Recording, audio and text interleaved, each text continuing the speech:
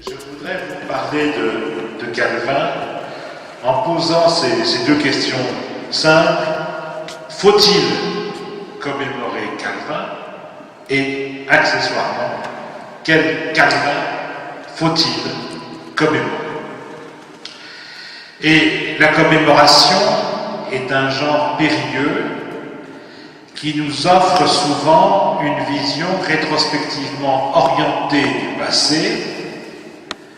Les débats savants empruntent alors au style judiciaire une partie de leur rhétorique démonstrative. L'histoire, certes, n'est pas un prétoire, mais il arrive que les historiens soient à la fois juges et partis, voire qu'ils se comportent en justiciers. Dès lors, on demandera à l'historien d'illustrer le présent et de retrouver de façon impeccable, chez un personnage du passé, devenu grand homme pour l'occasion, de porter des valeurs qu'il ignorait. Il y a fort à parier ce que l'on appelle l'anachronisme, à notre terme. Il y a fort à parier que les actuelles manifestations de bonté, auxquelles donne lieu l'évocation de Calvin, n'entrent dans cette catégorie trop souvent. Si les protestants ont renoncé au culte des saints, il arrive malicieusement que la géographie les poursuive par l'une de ces rues de la raison dont l'histoire est coutumière. Calvin se voit ainsi affublé au gré des auteurs, des intervenants, d'épithètes homériques surprenantes. Je ne dirai rien du Calvin Claude Bush d'il y a quelques années. Il est vrai que les mêmes intervenants mettaient également Jésus-Christ au rang des électeurs de George W. Bush. D'autres, pleins de bon sens, rangent allègrement Calvin parmi les esprits œcuméniques. Les troisièmes voient en lui un pilier du capitalisme et l'inventeur de la banque. D'autres encore pensent qu'il a inventé le socialisme, les droits de l'homme, ceux de la femme, la démocratie, et que sais-je encore. Ce Calvin politiquement correct fonctionne comme une auberge espagnole, ou encore comme ces estaminets d'autrefois où l'on apporte son manger. À titre personnel, par choix, par conviction, comme par tempérament sans doute, j'ai toujours été un assez piètre turiféraire.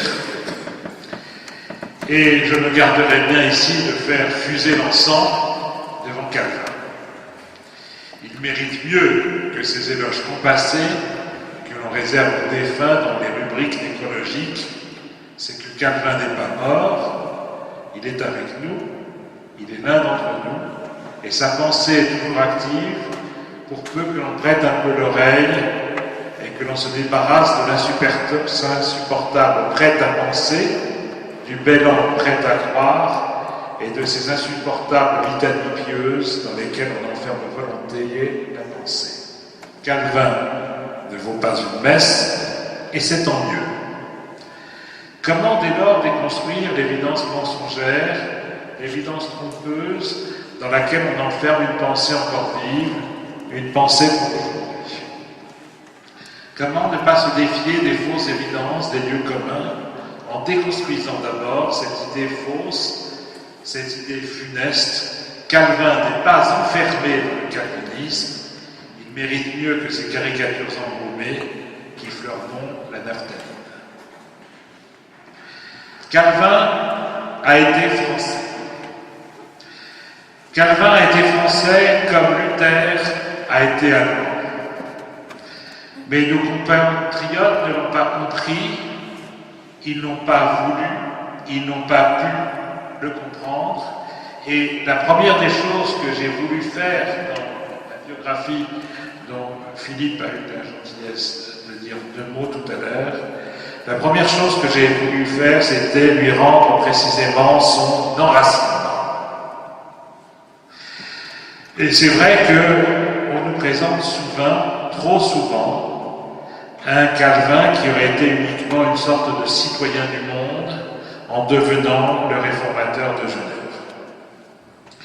Et on peut partir d'une évidence ici, de tous les auteurs français de la Renaissance, entre Rabelais et Montaigne, Calvin est l'un des plus simples à lire encore aujourd'hui.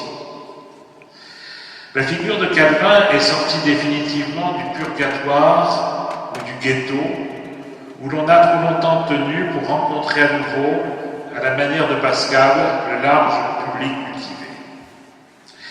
Et je me félicite tout particulièrement cette année de la magnifique édition de l'Institution de la religion chrétienne par Olivier Millet aux éditions Drault, ou encore par l'édition en Pléiade de plusieurs textes polémiques qui, évidemment, fournissent l'illustration de cette extraordinaire maîtrise de la langue française qui était déjà celle de Calvin. Le principal atout de Calvin, à ce titre, ce serait d'abord la clarté de son style, la qualité déjà classique de sa langue, qui font de lui le plus accessible des grands auteurs français du XVIe siècle. Et la fréquentation de Calvin constitue, et je m'en félicite, une expérience tant littéraire que spirituelle ou historique. Il est l'un des pôles constitutifs d'une conscience occidentale qui déborde largement le cas français. Le calvinisme a durablement influencé la réflexion éthique, politique des modernes, de Hobbes à Locke ou à Rousseau. Il amorce aussi, sans que Michel Foucault ne s'en rende compte dans son beau livre Les mots et les choses, une réflexion sur le langage qui débouche sur les actuelles théories du signe, et j'étais très heureux de voir, évidemment, dans votre exposition ici, au musée de Mulhouse, cette extraordinaire affiche, ceci n'est pas un pape, calqué sur la formule de Magritte bien connue, ceci n'est pas une pipe. Et je dirais qu'il y a effectivement toute une réflexion sur la langue et toute une réflexion sur le signe en particulier qui trouve son origine très précisément chez Calvin et dans sa réflexion sur la Sainte Seine. De Genève, un Français parle au monde et à ses compatriotes. Né à Noyon, Calvin est Picard, Picard il est, Picard il demeure, lorsqu'il mentionne au détour de sa correspondance sa patrie dans l'actuel département de l'Oise. Et lorsqu'il apprend le sac de Noyon en 1552 par les Espagnols, il s'indigne. « Je survis, dit-il, à ma patrie, ce que jamais je n'aurais pu croire, la ville où je suis né a été détruite entièrement par les flammes. » Ils furent quelques-uns, comme Calvin, à préférer fuir en pays étrange et lointain, comme il le dit lui-même, plutôt que de devoir sacrifier à l'idolâtrie. L'alternative proposée aux croyants était simple au XVIe siècle. Il s'agissait de résister jusqu'au martyre en cherchant le royaume de Dieu et en suivant Jésus-Christ à la croix pour parvenir à la gloire de sa résurrection, ou bien d'aller dans les terres du refuge pour y trouver une église bien réglée et policée, c'est une citation à nouveau, où la parole de Dieu se prêche et où les sacrements s'administrent comme il l'appartient. Le refuge n'est pas, comme on l'a parfois prétendu, une invention historiographique du XIXe siècle, ni même une simple conséquence des persécutions, du massacre de la Saint-Barthélemy à la révocation de l'édit de Nantes. Non, le refuge est avant tout d'un intense besoin spirituel du vivant même de Calvin, et vous savez que Strasbourg a été, à ce titre, l'une des premières villes du refuge.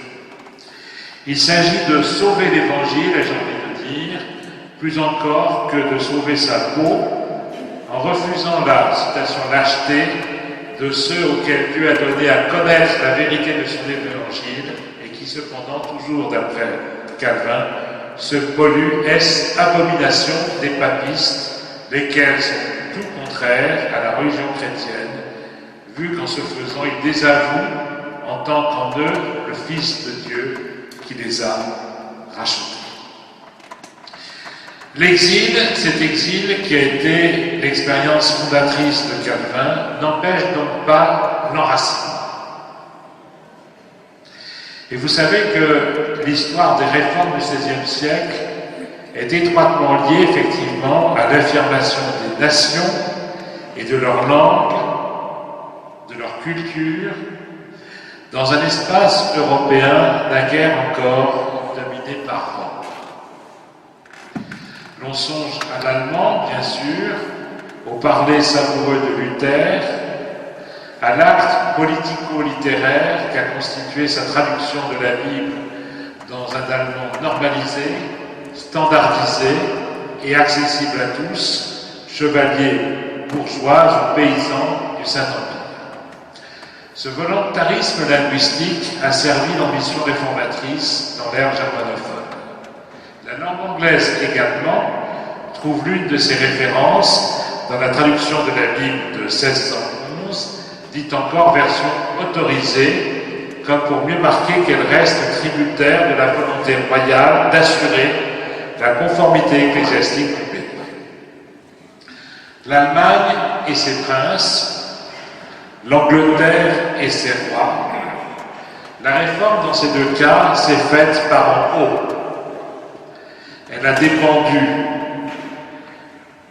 Elle dépendait étroitement d'un accord entre autorité politique et autorité religieuse. Tout autre fut la situation française, où la réforme protestante demeura, vous le savez, minoritaire. Mais la langue française tout entière, c'est là l'une de mes thèses, n'en fut pas moins affectée par l'évolution religieuse, même par cette évolution religieuse minoritaire. Il faut lire, et je crois qu'on le fait de plus en plus cette année, c'est vraiment, à mon avis, l'un des grands acquis de cette commémoration. Je méfie des commémorations, vous le savez, mais là, je crois qu'il y a quelque chose d'intéressant qui va véritablement se produire. On se remet à lire la prose inimitable de Calvin, près d'un siècle avant Descartes.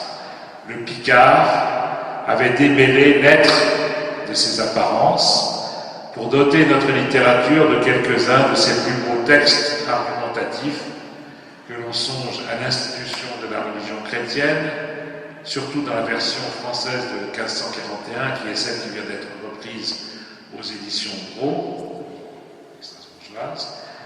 ou encore au fabuleux traité des reliques, que j'aime beaucoup personnellement. Vous avez dit deux mots tout à l'heure, je ne vais pas développer sur le traité des reliques, je sais qu'il est disponible ici. Donc, traité des reliques qui apprend à traquer, mieux encore que ne le feront les philosophes des Lumières, l'imposture au sein du sacré.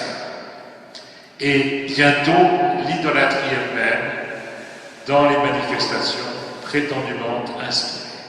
Et je crois que ce rationalisme de Calvin, cet équilibre que Calvin a su en permanence ménager entre la raison, l'intelligence, la lucidité et la spiritualité, c'est véritablement ce qui nous a légué de plus neuf.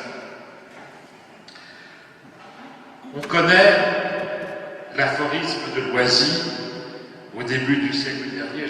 Un petit sourire se peint sur le visage de Philippe. Jésus, me disait Loisy, Jésus annonçait le royaume et c'est l'Église qui est venue.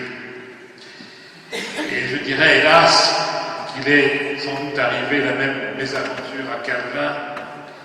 Il a voulu annoncer le royaume et il a fondé le calvinisme. Reste une question d'historien. Comment Calvin est-il devenu Calvin? Ou encore, comment le calvinisme vint-il à Calvin? Cet énoncé minimal contient en soi un premier élément de réponse. Le patronyme du réformateur est Calvin. La forme Calvin est une francisation du latin Calvinus. Calvin fut d'abord un humaniste, écrivain et s'exprimant en latin. Et j'ai tenté dans ma biographie de suivre son cheminement en insistant sur les facteurs familiaux. Une origine géographique tout d'abord. Calvin est né à Noyon, à proximité de cette Oise qui avait fourni du travail à ses ancêtres. C'est dans le hameau de Pont-l'Évêque tout proche que le grand-père de Calvin avait exercé à l'automne du Moyen-Âge le métier de tonnelier. Girard, père de Calvin, avait accédé à la bourgeoisie de Noyon en 1497. Il avait épousé en premières noces Jeanne Lefranc, fille d'un ancien hôtelier de Cambrai. La mère de Calvin devait mourir en 1515, laissant derrière elle un fils de 6 ans. Simple greffier municipal, puis avoué auprès de l'officialité épiscopale, Girard avait été agent fiscal, secrétaire épiscopal et enfin procureur du chapitre cathédral. Mais le clergé n'avait pas été tendre avec son serviteur, mort excommunié en 1531 en état d'excommunication. Charles, le frère aîné de Calvin, était entré dans les ordres, mais il était mort lui aussi en refusant les derniers sacrements de cette Église qui avait tourmenté leur père. François et Antoine étaient les deux autres frères de Calvin qui l'accompagnaient, Antoine qui l'accompagnait à Genève, où la légèreté d'effraya apparemment. Le jeune Calvin avait reçu la protection de l'évêque de sa ville natale et il se destinait tout naturellement à l'état ecclésiastique lorsque son père, il y a là un passage extraordinaire que nous raconte lui-même Calvin, lorsque son père, lassé sans doute des tracasseries du clergé, lui fit changer d'orientation. Et au lieu donc de s'orienter vers la théologie, comme on pouvait le faire naturellement, il lui intima l'ordre de se consacrer au droit. Dès que j'étais jeune enfant, me dit Calvin, mon père m'avait destiné à la théologie. Mais puis après, d'autant qu'il considérait que la science des lois communément enrichit ceux qui la suivent, cette espérance lui fit incontinent changer d'avis. Ainsi, cela fut cause qu'on me retira de l'étude de philosophie et que je fus mis à apprendre les lois. Après Paris, où il étudia au collège de la Marche et au collège de Montaigu, le jeune homme se retrouva à Orléans, puis à Bourges. Ses débuts littéraires, il les fit en avril 1532 en publiant un commentaire du De Clementia de Sénèque. Un Calvin humaniste et amoureux des belles lettres, effectuait sa rentrée littéraire sans que sa tentative n'ait pour l'instant de coloration religieuse définie et c'est extraordinairement important. Car la conversion n'intervint qu'un peu plus tard, à une date difficile à cerner. Et je voudrais reprendre avec vous ce texte dans lequel il décrit sa conversion, parce que c'est un texte sur lequel on risque souvent de faire des contresens.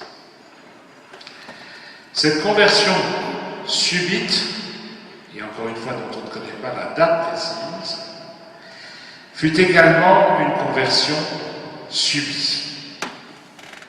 Et Calvin allait décrire en une langue admirable cette évolution de nombreuses années plus tard. Et puis, premièrement, le dira-t-il, comme ainsi soit que je fusse si obstinément adonné aux superstitions de la papauté, qu'il était bien malaisé qu'on me pût tirer de ce bourbier si profond, par une conversion subite, Dieu dompta et rangea à docilité mon cœur, lequel, eu égard à l'âge, était par trop endurci pour telle chose. Ayant donc reçu quelques coups et connaissance de la vraie piété, je fus incontinent enflammé d'un si grand désir de profiter, qu'encore que je ne quittasse pas du tout les autres études, je m'y employais toutefois plus lâchement. Or je fus tout ébahi que devant que l'on passât, tous ceux qui avaient quelque désir de la pure doctrine se rangeaient à moi pour apprendre combien je ne fisse que commencer moi-même.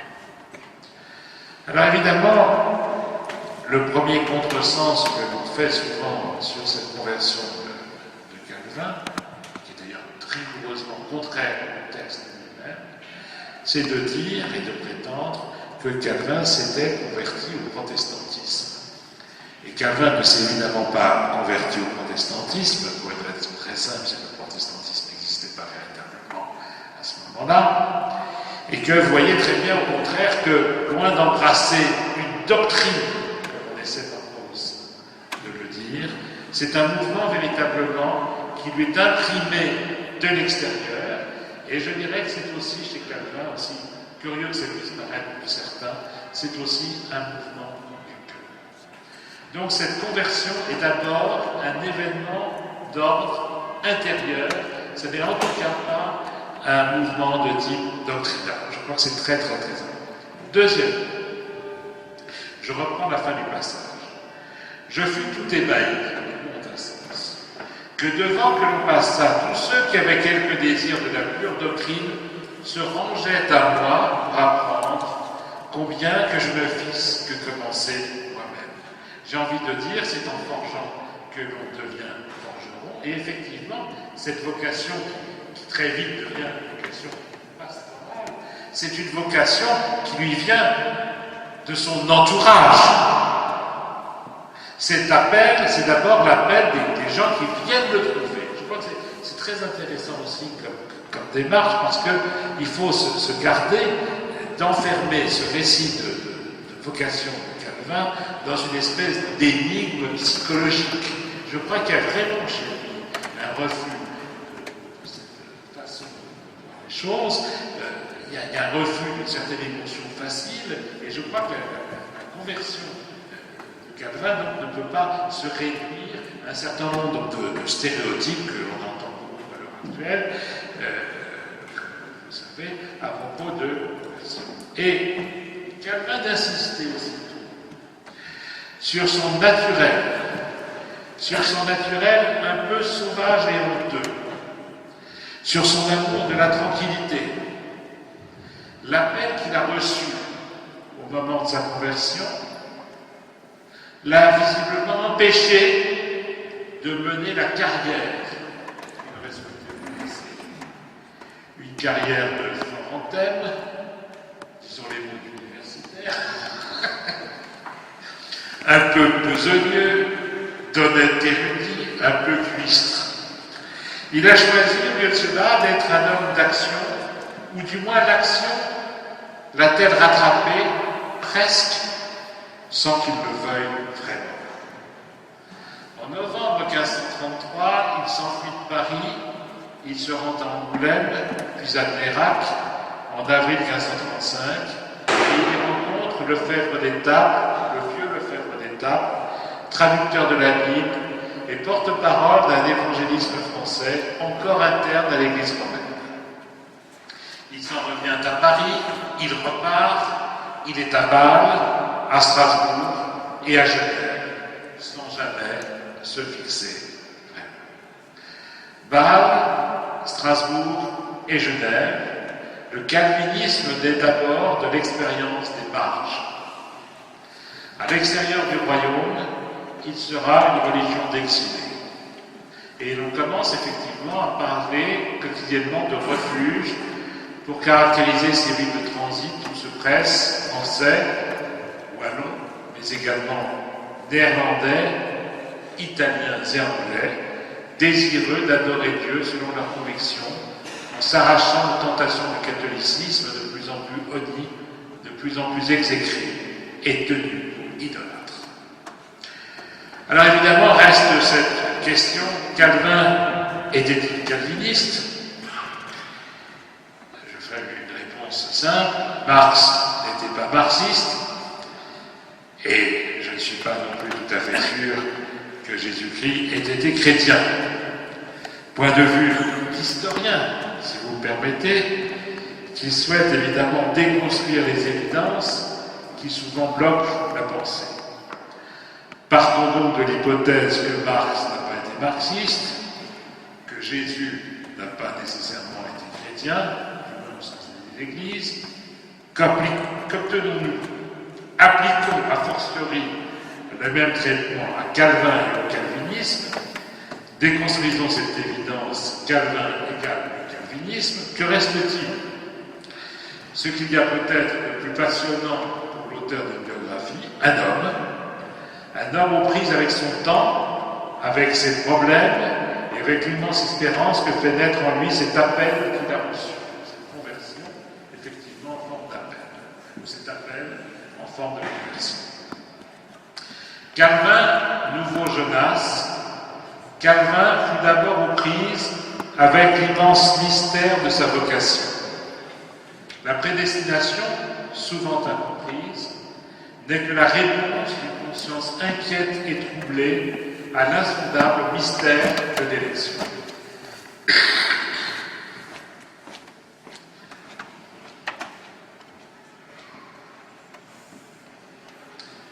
Calvin a bien été prophète.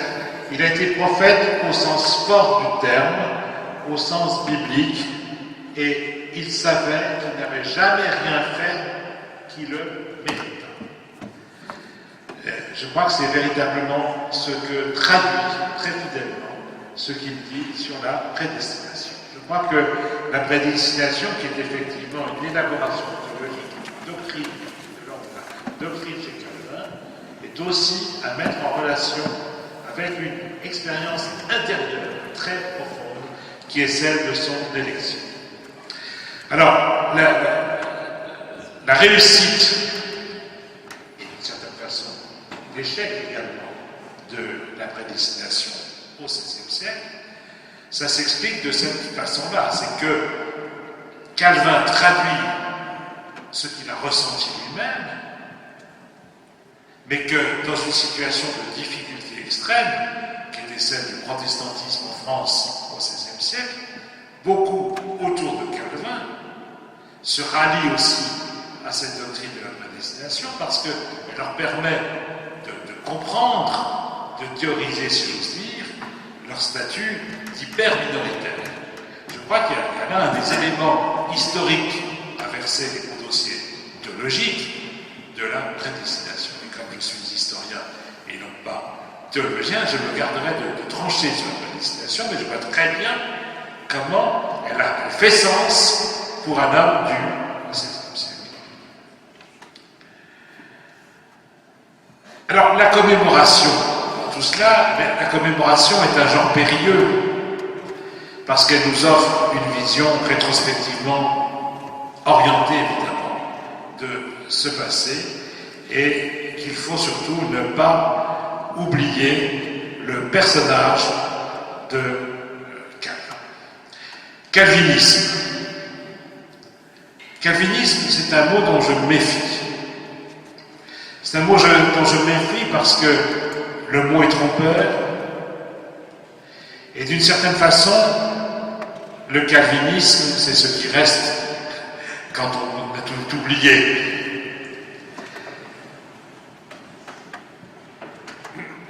La réussite du calvinisme, d'une certaine façon, c'est bien l'échec de Calvin. De qui se recommander? De Paul, d'Apollos, de Céphas ou de Calvin?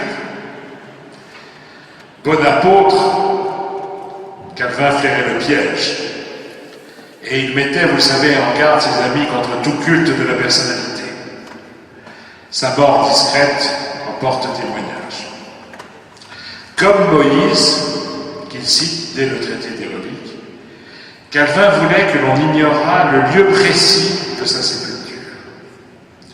Calvin fut enterré après sa disparition en mai 1564 en un endroit resté anonyme jusqu'à ce qu'au XIXe siècle, emporté par d'inutiles bavardages, on jugea insupportable ce silence et qu'on voulut véritablement retrouver sa sépulture. Et c'est ainsi qu'en plein XIXe siècle, on a rétabli sa tombe au cimetière de Plain-Palais à Genève. Or, on voit très nettement dans le traité des reliques comment Calvin commente l'attitude de Moïse qui désire que l'on cachât son corps, citation, de peur que le peuple d'Israël n'en abusât en l'adorant. Ne tressons donc pas de couronne de laurier aux réformateurs, il n'en a pas besoin. Laissons les morts enterrer les morts et rendons Calvin à sa sépulture discrète. N'en faisons pas un saint ou un télévangéliste, ce qui sera encore pire. Le protestantisme n'a pas besoin de turiféraires, il lui suffit de compter sur ses historiens, ses théologiens, voire sur ses sociologues quand ils sont bons, ou sur ou sur ses philosophes, pour élucider la stature de celui qui fut avant tout prophète, mais prophète encore une fois, à la manière de Jonas. Destin singulier que celui de Jonas, prophète, et dont figure d'exception, qui en vient pour Calvin à incarner le type même du fidèle et du racheté. Une énigme comparable agit au cœur même de la vie de Calvin. Comment ce jeune humaniste est-il devenu Calvin, le réformateur? Et je crois que c'est cet épisode troublant qui va véritablement être au cœur de sa prédication, comme au cœur même de son enseignement pastoral et de ses livres, les livres qu'il nous a laissés. C'est cette importance mise sur cette foi gratuite qui lui est donnée par Dieu. Alors évidemment, parler de la foi, cela pose parfois problème pour certains historiens, puisque la foi est, je dirais, un objet historique non identifié. Calvin aurait pu se contenter d'écrire des livres savants dans la tradition de l'humanisme renaissant et devenir une sorte de second Budé. Il aurait ainsi obtenu les honneurs et les satisfactions auxquelles peuvent prétendre les universitaires. Mais la première analogie avec Jonas, c'est que Dieu a choisi Jonas plus encore que Jonas n'a choisi Dieu. Et je dirais que cette élection de Jonas, c'est la formule même de l'élection tout court. Dieu mystérieusement choisit certains êtres. Dieu choisit, comme il réprouve pour Calvin, sans raison, par l'effet arbitraire de sa grâce. On devine sans difficulté les grandeurs et les risques également de cette psychologie ne risque-t-elle pas de déboucher sur le fanatisme ou sur la folie? Est-ce Dieu qui choisit l'homme et non pas l'homme qui choisit Dieu, qui l'invente et le modèle? Calvin sent l'objection, il l'anticipe, il la prévoit, il la résout. Toutes ces choses, nous dit-il, toutes ces choses vont tracer non pas ce que nous sommes, mais ce qu'avons désiré être. Voici comment Calvin écrit effectivement à l'évêque de Carpentras-Sadolet lors de son séjour à Strasbourg. Il entre, je crois que c'est essentiel pour comprendre Calvin et la modernité de Calvin, il entre une part de désir dans la conversion. La vocation n'est pas une pente naturelle façonnée par l'habitude ou le confort, mais une irruption subite, impérative et péremptoire, un appel auquel on ne peut se soustraire. Dieu, décidément, contrarie Calvin. Il le mène précisément là où il ne veut pas aller, à Genève. Le trajet, en quelque sorte, d'un prédestiné. La prédestination, ce dogme calviniste dont on ne s'approche qu'avec effroi, est d'abord chez Calvin la traduction existentielle d'une expérience intime. Voilà ce que l'historien peut dire. Il n'a pas à se prononcer sur la validité des concepts, mais il peut cependant constater leur caractère opératoire pour un siècle donné. Ma timidité, consent Calvin, me présentait beaucoup de raisons de m'excuser pour ne point reprendre des chefs sur mes épaules un fardeau si pesant. La prédestination pour les hommes du XVIe siècle est d'abord un réconfort, et non point comme une imagerie pétrie de jansénisme catholique ultérieur le laisse à croire, un motif d'inquiétude. Je crois qu'on a très souvent perdu de vue ce qu'était la prédestination pour un homme du XVIe siècle. Quelle conscience Calvin avait-il de sa mission?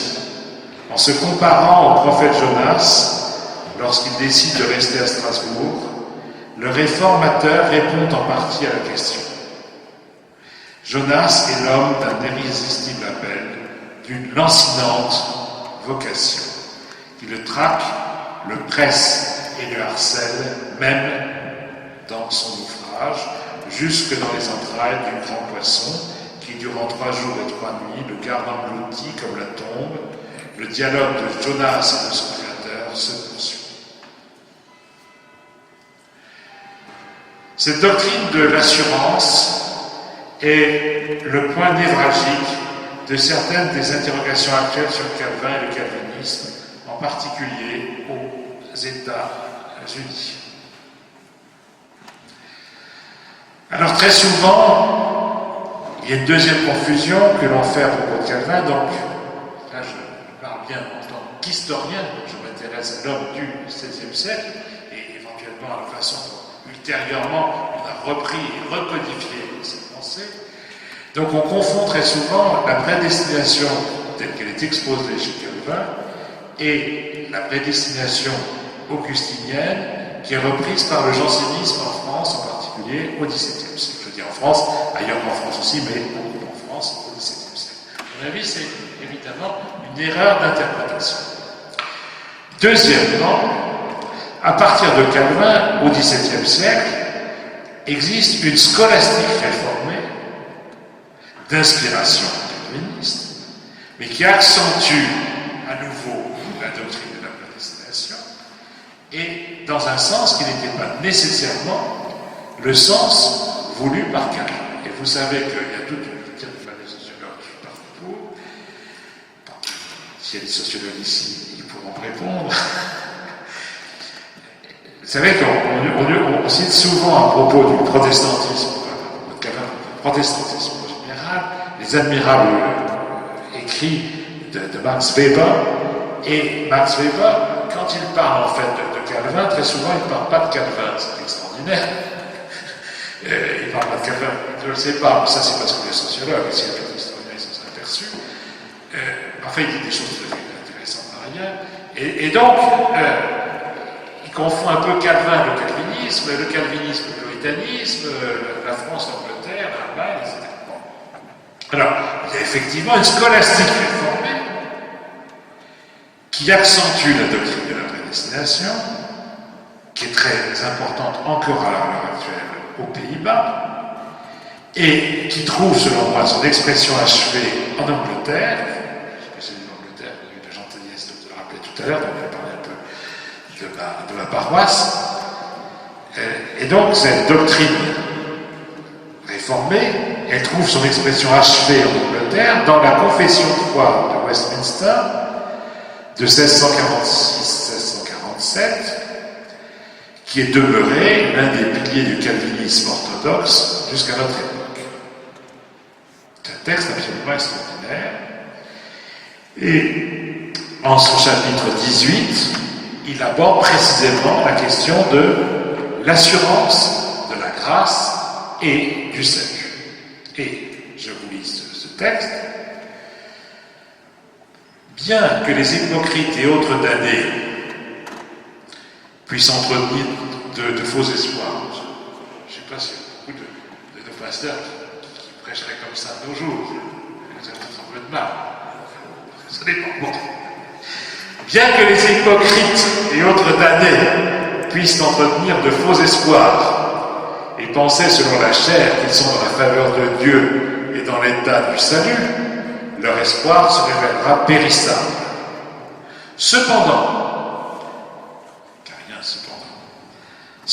ceux qui croient vraiment en notre Seigneur Jésus et l'aiment sincèrement, en essayant de cheminer en toute bonne conscience devant lui, peuvent, dans cette vie-ci, éprouver la certitude qu'ils sont en état de grâce et se réjouir dans l'espérance de la gloire de Dieu dont ils n'auront pas à rougir. Certes, il ne faut pas prétendre qu'il suffit de se croire ou de se sentir sauvé pour l'être effectivement, mais le salut communique son assurance aux élus de Dieu. Il ne s'agit, dit-on, ni de conjecture, ni de probabilité, mais le texte dit clairement de l'assurance infaillible de la foi, an infallible assurance of faith. Et cette spiritualité puritaine débouche tout naturellement sur une psychologie introspective dont on peut créditer le protestantisme, qui a joué, je crois, un rôle non négligeable dans ces écritures du moi que Georges Busdorf avait si bien analysé. Une fois acquise cette certitude que l'on est sauvé, on peut certes retomber dans le péché, mais Dieu n'abandonne jamais ceux qu'il a choisis, sa première caractéristique étant la fidélité. Contrairement à la formule usuelle qui désigne les croyants comme des fidèles, la fidélité est ici l'apanage de Dieu et non pas des hommes. En bonne logique calviniste, vous le savez, c'est avant tout Dieu qui se montre fidèle, ou encore Dieu n'est pas l'objet de la foi, il en est le sujet par excellence, l'initiateur absolu. Calvin a donc été inséparable, si on s'intéresse également à sa postérité, de la constitution d'un espace réformé, puissamment original, face au catholicisme ou au luthéranisme allemand, à la fois proche et dissemblable.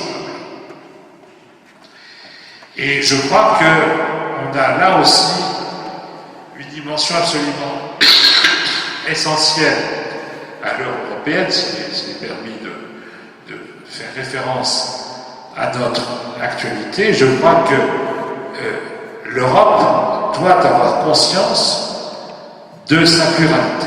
Et je crois que cette pluralité ne se réduit donc pas, comme on le fait très souvent, à un christianisme qui aurait été structuré uniquement entre le catholicisme romain et le protestantisme. Je crois que, évidemment, c'est faux pour le protestantisme, qui est une religion de la diversité par excellence, mais je crois qu'on pourrait dire la même chose du catholicisme. Je crois qu'il y a une diversité du catholicisme que l'on redécouvre de plus en plus à l'heure actuelle, ce qui, personnellement, me paraît tout à fait souhaitable. Alors, ce réformateur du XVIe siècle, si on essaie effectivement de remonter jusqu'à lui en historien, eh bien je crois qu'il nous donne un certain nombre d'enseignements tout à fait fondamentaux pour comprendre le monde contemporain. Et personnellement, ce que je retiens peut-être de plus fort chez lui, c'est cette double passion d'intellectuel et de croyant.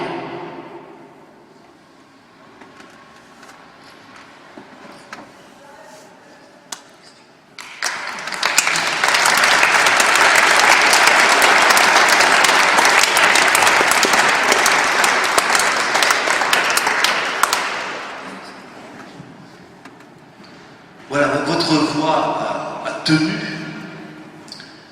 Maintenant, c'est donc à nous d'entendre vos voix. Alors, la première question est toujours la plus difficile. Et y a-t-il un volontaire?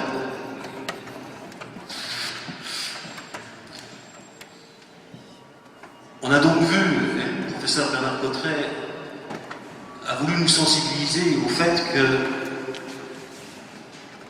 on arrive déjà à faire des anachronismes quand on fait de l'histoire.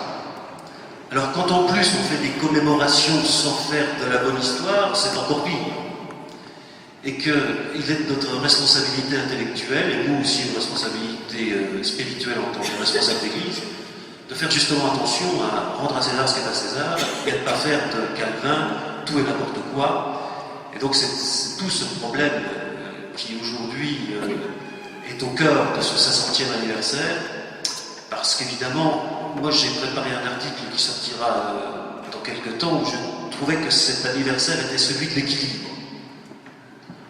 On n'a pas appris des choses absolument extraordinairement nouvelles sur Calvin, mais on a affiné les affirmations et les raisonnements.